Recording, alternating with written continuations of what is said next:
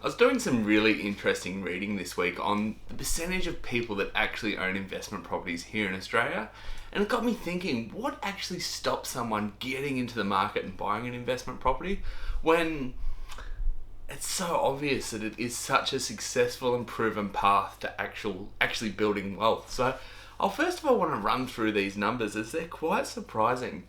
Essentially, under 15%, 14.9% of Australians actually own investment properties. So that's a very small number. It works out to be 2.2 million. When you include there's obviously some retirees in the mix and some babies, it's still an extremely low number of people that actually invest in property as a vehicle to retirement and financial freedom. But 14.9% of the population own an investment property. But where it gets really interesting is the actual numbers of investment properties they own. So out of that 15%, let's call it, of Australians that invest in real estate, 71% of them only own one property. So that is investors that have gone out there, they've gone, let's try this investing game, and bought one property and stopped there. And that makes up 71% of property investors. Fail to buy their second or third property, they stop at one. 18% own two, so combining the 17 and 18%, 71 and 18%, essentially 89% of investors stop after property number two. So only 18% actually make it to the second property. After that, 9.7% own between 3 to 5 properties, so they're starting to build a reasonable portfolio, and a portfolio that I believe they could retire on. If you own between 3 to 5 properties, that's going to give you some pretty good cash flow and some pretty good capital gain into the future. Depending on your debt levels, that's certainly something that can help towards financial freedom, if not provide financial freedom. And then lastly, just 0.8% of the population that invests in property, so a very, very small fraction of people, own 6 or more investment properties, and that's really when stuff starts to get exciting. So this got me thinking, what stops people, first of all, starting to invest in property? And then secondly, what stops them to continue building their portfolio? This to me really comes back to two major things that revolve around lending and borrowing money. The first one is you need the equity, the deposits, to be able to go out there and buy property. And this is really what stops people from buying their first home or even buying that first investment property, is they don't have the equity. It takes a long time to physically save, to put away $500, $600, $700 a week and save your way to $100,000 to buy that first investment property. That whole process is very grueling, and it's what stops a lot of people. They get to that 60, 70k mark and are almost there, and then they go out and buy a new car, buy a boat. They stop that journey. And this is where it really is hard to get that first property under your belt. From there, once you've got that first investment property, or even property number two, you're in that 18% of the investment population that gets property number two, suddenly you'll find that it's actually not that hard to put together the equity. You can refinance equity out of properties, and suddenly saving that $100,000 just purely by the market increasing, you'll have that access to that equity. And this is where investors go through this transformation, and it's sort of the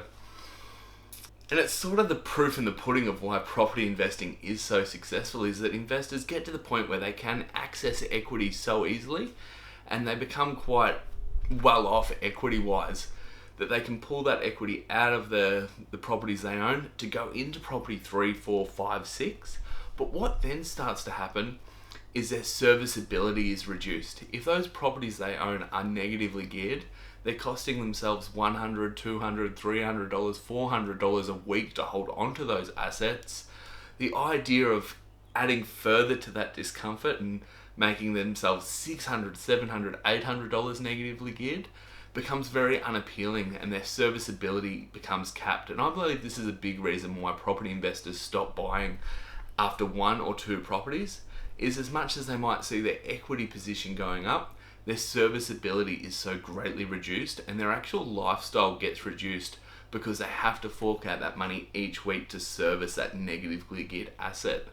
Where these successful investors that chase the positively geared or at least neutrally geared properties, they're the ones that can keep meeting the serviceability and build those portfolios to 5, 6, 7, 8 properties and become part of that 1% club that actually own over 6 properties. So those are the two big factors that I really believe inhibit people from going out and building investment portfolios. The first one is they need the equity, and that's something when you begin that you can really scrimp, borrow, save just to get into the market. And just by moving yourself from the 85% of people that don't own investment properties to being that 15% that actually do, you'll start to accumulate that equity way quicker than you ever could saving.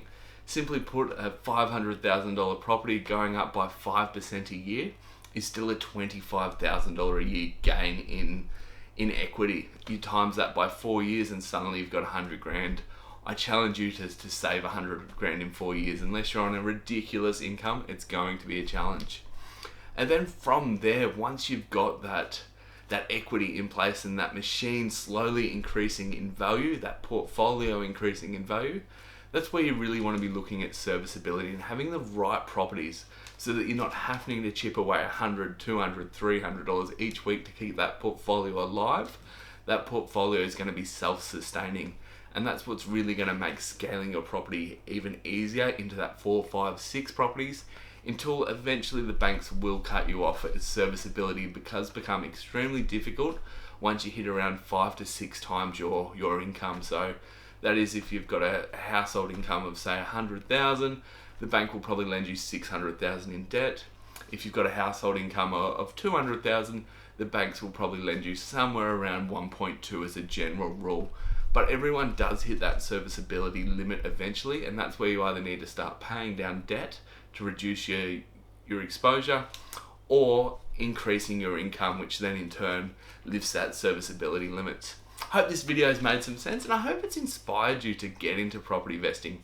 Become that 15%, because that 15% that do own property very quickly move from the challenge of not having enough equity to quickly becoming quite well off equity wise, and then they move into that cash flow segment.